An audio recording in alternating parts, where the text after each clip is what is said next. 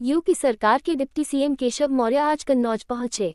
नमस्कार, आप देख रहे हैं इंडिया टीवी 7 जनता की ताकत। नजर डालते हैं कुछ खास खबर पर।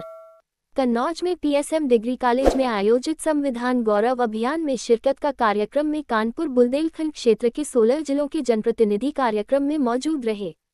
ऐसे में जिस भीड़ की उम्मीद की गई वो नहीं देखने को मिली। पीछे की लगभग कुर्सियां खाली पड़ी रही। वही कार्यक्रम को संबोधित करते हुए डिप्टी सीएम केशव मौर्य ने कांग्रेस सपा पर सीधा निशाना साधा। उन्होंने कहा, कांग्रेस ने बाबा साहब के साथ जो अन्याय अपमान किया उसे उजागर करेंगे। कांग्रेस सपा दोनों एक समान है। सपा ने भी मेडिकल कॉलेज से बाबा साहब का नाम हटाकर उनका अपमान किया।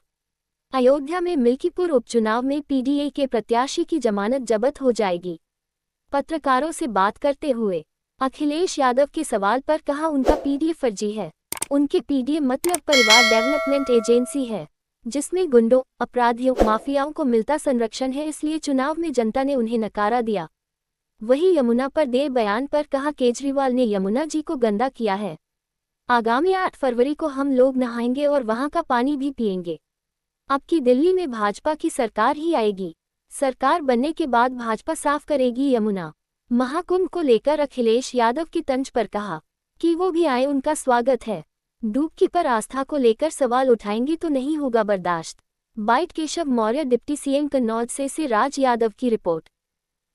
पार्टी राष्ट्रीय स्तर पर संविधान गौरव अभियान के अंतर्गत जो कार्यक्रम कर रही है, इसमें आज कन्नौज में कार्यक्रम था। बाबा साहब भीमराव अंबेडकर जी के चरणों में शीश झुका करके हम सब संकल्प लेते हैं कि बाबा साहब के साथ जो अन्याय, जो अपमान और जो उनकी भावनाओं की अनदेखी करके कांग्रेस ने पाप किया है, उसको उजागर करेंगे। बाबा साहब को भारत रत्न क्यों नहीं दिया, उनको चुनाव में हराने का प्रयास क्यों किया, संविधान सभा का सदस्य बनने से क्यों रोका था, ये सारी चीजें हम जनता के बीच में ले जा रहे हैं, आगे ले जाने का काम करेंगे। और मैं स्पष्ट कहूँ कि कांग्रेस और समाजवादी पार्टी में कोई अंतर नहीं। अगर कांग्रेस आज़ादी के तत्काल बाद से बाबा साहब को लगातार अपमानित करने का काम किया, तो समाजवादी पार्टी ने कन्नौज मेडिकल कॉलेज का नाम, जो बाबा साहब भीमराव अंबेडकर जी के नाम से था, उसको बदलने का पाप किया था, जिसे भारतीय जनता पार्टी ने फिर से बाबा साहब के नाम से करने का संकल्प पूरा करने का काम किया है। और हम बाबा साहब के सम्मान में भाजपा और भाजपा सरकार सब मैदान में। अखिलेश जी ने कहा है कि मिल्कीपुर में केवल 20% पीडीए के लोग हैं, 80% अदर हैं। उनका पीडीए फर्जी है। उनका पीडीए मतलब परिवार डेवलपमेंट एजेंसी है। गुंडों, अपराधियों, माफियाओं और दंगाइयों का एक गैंग है और उस गैंग को जनता ने नकार दिया। मंत्री, क्या अखिलेश से अपील करेंगे कुंभ नहाने की? मैंने खुलेआम किया। मैं सबसे कहता हूँ, जिनको कुंभ में, महाकुंभ में आकर के स्नान करना है वो आकर के स्नान करें, लेकिन कुंभ में आने वाले श्रद्धालुओं की आस्था को चोट पहुँचाने का पाप न करें।